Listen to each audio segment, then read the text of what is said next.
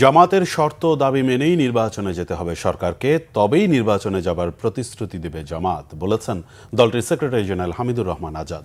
বিকেলে রাজধানীর আগারগাঁওয়ের নির্বাচন কমিশন ভবনে সিইসির সাথে সাক্ষাৎ শেষে এমন মন্তব্য করেন তিনি।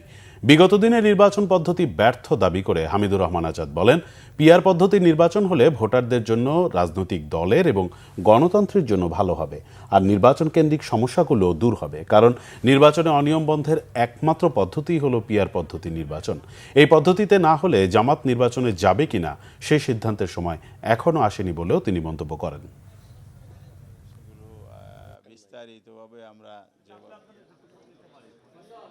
পিআর পদ্ধতিটা হচ্ছে বাংলাদেশের জন্য নতুন হলো, বিশ্বের জন্য নতুন নয়।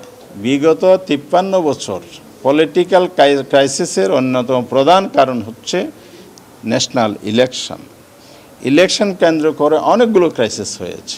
এখানে কালো টাকার ব্যবহার হয়েছে, সন্ত্রাস, কেন্দ্র দখল, এই জাতীয় বিষয়গুলো, অনিয়ম অনেক কিছু হয়েছে। সেই জায়গাটা যদি বন্ধ করতে হয়, আমরা বেস্ট পদ্ধতি মনে করি পিআর পদ্ধতি।